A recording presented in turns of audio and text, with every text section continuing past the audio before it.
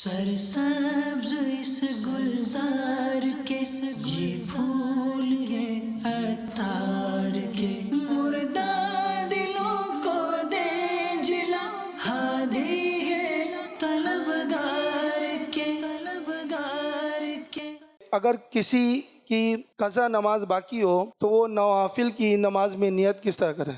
نوافل میں نوافل ہی کی نیت ہوگی، جب اگر قضا کی نیت کی تو وہ نوافل نہ رہے۔ جو شریعت میں گناہ سے روکنے کی کیٹیگری بیان کی گئی ہے، تو اگر کسی شخص کے اختیار میں ہے، جیسے موبائل اس کے ہاتھ میں آگے دوسرے دوست کے ہاتھ میں، تو اگر فلم وغیرہ یا پھر گانے وغیرہ ڈیلیٹ کر دے۔ باہر شریف میں لکھا ہوا ہے، حکیم ہاتھ سے، عالم زبان سے، عوام دل سے برا جانے، تو ہم مارداڑ کرنا شروع کریں گے تو مشکل کھڑی ہو جائے گی۔ ایسے کون سے اعمال کیے جائیں کہ جن سے ہم اپنے نمازیوں کو ان کا ذہن سنیت کے حوالے سے مضبوط کر سکیں، دعوت اسلامی کے حوالے سے مضبوط کر سکیں؟ الحکمت و دالت المومن ہے، ایسا حکمت بھرا انداز ہو کہ اگر اس کو رہنا ہو نا تو اپنا پھر وہ ٹناٹن خود بن جائے گا، ورنہ ایسا بھاگے گا کہ مڑ کے نہ دیکھے۔ الحمدللہ رب العالمین والصلاة والسلام علی خاتم النبیین، اما بعد فاعوذ باللہ من الشیطان الرجیم، بسم اللہ الرحمن الرحیم، الصلاة والسلام علیک یا رسول اللہ، وعلی آلک واصحابک یا حبیب اللہ، الصلاة والسلام علیک یا نبی اللہ، وعلی آلک واصحابک یا نور اللہ۔ مکتبۃ المدینہ کے رسالے ضیاء درود السلام پیج نمبر 3 سے، فرمان آخری نبی صلی اللہ علیہ وآلہ وسلم نمبر 7، جس نے مجھ پر ایک بار درود پاک پڑھا، اللہ پاک اس پر 10 رحمتیں نازل فرماتا، 10 گناہ مٹاتا اور 10 درجات بلند فرماتا ہے۔ صلو علی الحبیب صلی اللہ علی محمد۔ پیارے مرشد، سوال یہ ہے کہ اگر کسی کی قضا نماز باقی ہو تو وہ نوافل کی نماز میں نیت کس طرح کرے؟ نوافل میں نوافل ہی کی نیت ہوگی، جب اگر قضا کی نیت کی تو وہ نوافل نہ رہے۔ انڈرسٹوڈ ہے؟ تو اس میں یہ کہ نوافل کی جگہ قضا پڑھنا چاہیے، البتہ جو جیسے عصر اور عشاء کی سنت قبلیہ غیر موقعہ جو پہلے پڑھی جاتی ہیں وہ، اور تہجد، عشاء، شوابین، یہ پڑھنی چاہیے نوافل، کہ جو حدیثوں میں ہے کہ ان کے اوقات مخصوص ہیں، ان کے بعد یہ وقت ملے گا نہیں، یہ اگر پڑھنا چاہے تو پڑھ لے، اگر ان کی جگہ قضا کرنا چاہے تب بھی ٹھیک ہے۔ اس کے علاوہ نفل جو ہوتے ہیں نا، جو حدیثوں سے ثابت نہیں ہے، منصوص جس کو بولتے ہیں، نص جن پر نہیں آئی، تو اس طرح کے نص مانے دلیل، تو اس طرح کے نوافل کی جگہ تو یہ قضا پڑھنی چاہیے۔ جیسے بڑی راتوں میں نفلیں پڑھی جاتی ہیں جن کی کوئی روایت نہیں ہوتی، پھر بھی پڑھتے لوگ، اچھی بات ہے، اگر قضا باقی ہے تو پھر وہ پڑھنی چاہیے۔ صلو علی الحبیب صلی اللہ علیہ وسلم۔ My name is Mohammed Ahmed, and I am coming from Sweden, and I converted to Islam like 8 months ago, and this is my first time I am here, and I have a question to you. How can I learn the basics about Islam? Can you guide me? MashaAllah, welcome in Pakistan. MashaAllah. Thank you.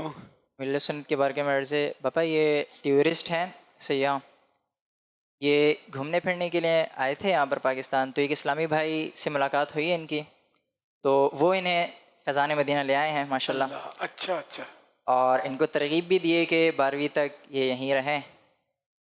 ان کا سوال آپ سے یہ تھا کہ ہم اسلام کے بارے میں بنیادی معلومات کیسے حاصل کریں؟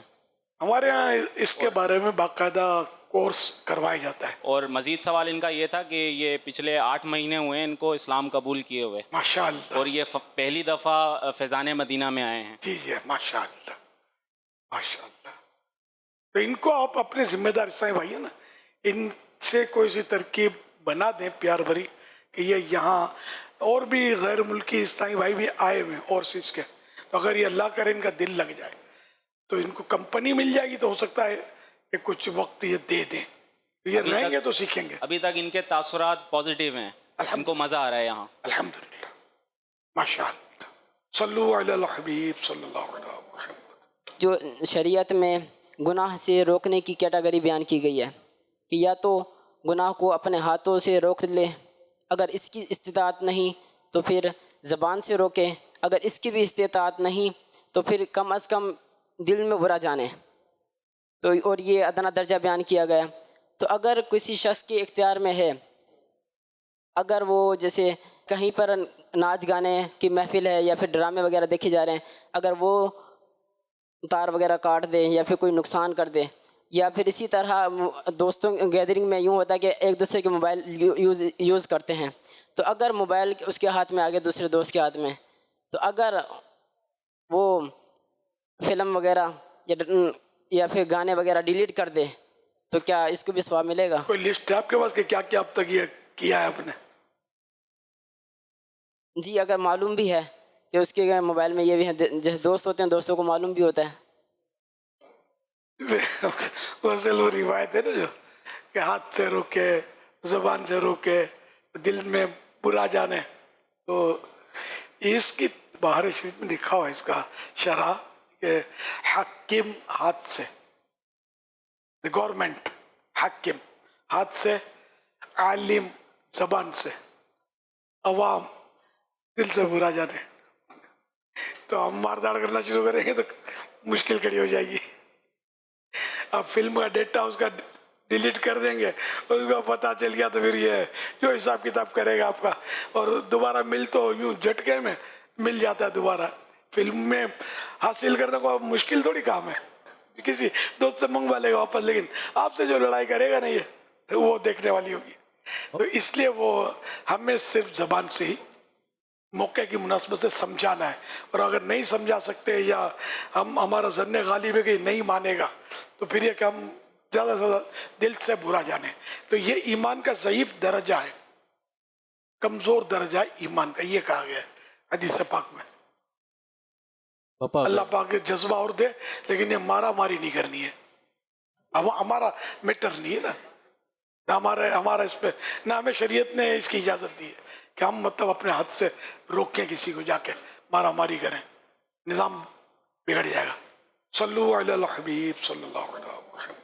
مرشد کریم کی بارگاہ میں سوال یہ عرض ہے کہ اگر کوئی شخص نماز پڑھ رہا ہے اور 4 رکعتیں اس کی مکمل ہو گئیں اور وہ قاعدہ بھی کر چکا ہے، پھر بھول کر کھڑا ہو گیا، پھر یاد آنے پر جب وہ بیٹھے گا تو ڈائریکٹ سجدہ صحف کرے گا یا پہلے التحیات بھی پڑھے گا؟ اعلیٰ حضرت رحمۃ اللہ علیہ اسی طرح کے سوال، آیا قاعدہ اخیرہ کے بعد اگر کوئی کھڑا ہو گیا اور اس رکعت کے سجدے سے پہلے یاد آ گیا تو اب لوٹ کر دوبارہ تحیات پڑھ کر سجدے سہو میں جائے یا ویسے ہی سجدے کو چلا جائے؟ تو اس کے ضمن میں جواب ارشاد فرمایا، قعود کر کے بیٹھنا چاہیے اور مان سجدے سہو میں چلا جائے، دوبارہ التحیات نہ پڑھے، قعود کرے، پلٹ کر آ جائے. حوالہ فتح رضویہ شریف جلد 8 مسئلہ نمبر 1222. صلو علی الحبیب صلی اللہ علیہ وسلم. مسجد میں امامت کرتا ہوں تو ایسے کون سے اعمال کیے جائیں کہ جن سے ہم اپنے نمازیوں کو ٹناٹن سنی بنا سکیں، ان کا ذہن سنیت کے حوالے سے مضبوط کر سکیں، دعوت اسلامی کے حوالے سے مضبوط کر سکیں؟ آپ نے بھی امامت کی ہے. آپ کب سے کر رہے ہیں؟ میں حضور تقریباً 2010 سے کر رہا ہوں امامت. اللہ اکبر. تو پتہ نہیں کتنے مناظرے کیے ہوں گے اور کتنوں کو لائے ہوں گے، کتنوں کو بغایا ہوگا، اور آپ نے تو ٹناٹن کا ایسا ماحول بنایا ہوگا کہ کوئی آنکھ اٹھا کر دیکھ نہیں سکتا. اور میرے ٹناٹن کی تعداد کتنی مشکل ہے، آپ کے سامنے لا تعداد ہیں. اللہ اس میں اور برکت دے. آمین اللہم آمین. حضور آپ اپنا طریقہ ارشاد فرما دیجئے. طریقہ ٹناٹن بنانا ہونا، اس کو کہا نہیں جائے گا ہم تم کو ٹناٹن بنائیں گے. بھگانا اس کو یہ کہنا ہے تم کو بھگاؤں گا میں. الحکمت و دالت المومن ہے، ایسا حکمت بھرا انداز ہو کہ اگر اس کو رہنا ہو نا تو اپنا پھر وہ ٹناٹن خود بن جائے گا، ورنہ ایسا بھاگے گا کہ مڑ کے نہ دیکھے. انشاءاللہ. کیونکہ وہ پہلے میں بھی وہی انداز تھا جو شاید آپ کا ہو، تو اس میں اتنا کام بنتا نہیں تھا. پھر اللہ نے توفیق دی، سمجھ دی، حکمت عملی نصیب ہوئی، پھر مثبت انداز میں بیانات شروع ہوئے، تو ہر طرح کا آدمی جو ہے نا یہ قریب آنا شروع ہوا. اور اس سے اتنے ہوں گے شاید ہمارے ساتھ کہ جنہوں نے کل جا کر خدا جانے کہاں کہاں کیا کیا ہوگا دوسروں کے ساتھ، اور آج آپ کے مبلغ بنے پھر رہے، ٹنا ٹن ہوئے. تو ہمارے یہاں کیا ہوتا ہے، پہلے سے بدگا دیتے ہیں، پہلے سے وہ ہم بولے اڑاوڑی کریں گے نا تو بدک جاتے ہیں. اور بعض اوقات یہ کہ بے احتیاطی کے ایسے جملے منہ سے نکل جاتے ہیں کہ اگر ادھر کچا ہوگا تو پکا بھی ہو جاتا ہوگا ادھر. اب یہ سارا کھل کے میں بول نہیں سکتا یار، ورنہ میں سمجھا سکتا ہوں، اس میں کوشش کروں تو کسی کو انفرادی طور پر کہ اس طرح وہ نقصان پہنچ رہا ہوتا ہے جس کی انتہا. سوشل میڈیا پہ بھی یہی حال ہے. سوشل میڈیا پہ جیسے کوئی اور ہوگا نا تو بعض اوقات اس سے وہ ترکیب سے گفتگو کرے گا، جیسے کہ میرے مخالف کے بھی بات کلپ آتے ہیں نا، تھوڑی تعریف کرتے ہیں میری، تھوڑا آپ بولتے ہیں، سمجھے، حضرت شریف ہیں، پھر پیٹھ میں چھرا گھونپتے ہیں، لوگ پھنس جاتے ہیں. میں نے شاید بہت کچھ کہہ دیا آپ کو. تو اس سے جو نیو جنریشن جو ہے نا ہمارے قریب نہیں آتی، بھاگ جاتی ہے. شاید یہ بھی میں بہت زیادہ بھول گیا ہے. تو اس لیے وہ الحکمت و دالت المومن ہے. حکمت مومن کا گمشدہ خزانہ ہے. برف سے زیادہ ٹھنڈے ہو جاؤ، شہد سے زیادہ میٹھے ہو جاؤ، آپ کا پورا شہر ٹناٹن ہو جائے گا انشاءاللہ. صلو علی الحبیب صلی اللہ علیہ وسلم. پاپا آپ سے یہ سوال ہے، جو بچے اپنے ماں باپوں کو تنگ کرتے ہیں اور لوگوں کے سامنے وہ ان کی مدد، اپنے ماں باپوں کی مدد کرتے ہیں، تو اللہ پاک ان کے ساتھ کیا کرے گا؟ مدد بھی کرتے ہیں اور تنگ بھی کرتے ہیں، دونوں. ماں باپ کو ستانا تو بیٹے گناہ کا کام ہے. ایسے لوگ گندے لوگ ہوتے ہیں جو ماں باپ کو ستاتے ہیں، اور اللہ ناراض ہوا تو ان کو سزا دے گا. اور جو یہ ماں باپ کی خدمت کرتے ہیں اچھی نیت سے، اب صاحب کے سامنے کیا، اور اگر اچھی نیت سے کیا ہے، کوئی دکھاوے کے لیے نہیں کیا، اس کا ثواب ملے گا اس کو. ان کے ذہن میں آتے ہیں اس طرح کے بعض سوالات، مطلب کوالٹی ہے. صلو علی الحبیب صلی اللہ علیہ وسلم. حضور میرا سوال یہ ہے آپ سے، اگر کوئی شخص کسی کی رقم کہیں پھنسی بھی ہے اور وہ یہ دعا کرتا ہے یا منت مانتا ہے میری یہ رقم مل جائے گی تو میں 12 ماہ کے لیے مدینہ کعبے میں سفر کروں گا، کوئی ایسا کرنا کیسا ہے؟ یہ منت، یہ وہ شرعی منت تو نہیں ہے، لیکن یہ کہ شکرانے میں 12 ماہ میں سفر کروں گا، اچھی بات ہے. ہو سکتا ہے اس کی برکت سے پھنسی ہوئی رقم نکل آئے. صلو علی الحبیب صلی اللہ علیہ وسلم. یہ سوال ہے کہ ہم نے سنا ہے کہ درود پاک جب پڑھا جاتا ہے غفلت میں یا ریاکاری میں تو کیا اس کا ثواب ملتا ہے؟ اس کے ثواب میں کوئی کمی یا اس کی کوئی؟ غفلت میں بھی درود شریف مقبول ہے، ریا میں بھی پڑھا دکھاوے کے لیے تو قبول ہے. ایسا کچھ پڑھنا تو یاد پڑتا ہے، لیکن اب ریا خود ایک مرض ہے، سرکار کی بارگاہ میں پہنچ جاتا ہے. سرکار صلی اللہ علیہ وسلم کے لیے دعا ہے درود شریف دراصل، کہ یا اللہ اپنے پیارے حبیب پر، محمد پر صلی اللہ علیہ وآلہ وسلم رحمت بھیج. یہ دعا قبول ہو جاتی ہے اس ریا کرنے پر، لیکن ثواب نہیں ملے گا، بلکہ ریا خود عبادت میں ریا تو ویسے ریا ہے تو گناہ. فرائض میں ریا کو دخل نہیں. اس کا یہ مطلب نہیں کہ فرائض میں ریا پایا ہی نہیں جاتا، اس لیے کہ جس طرح نوافل کو ریا کے ساتھ ادا کر سکتا ہے، ہو سکتا ہے کہ فرائض کو بھی ریا کے طور پر ادا کرے.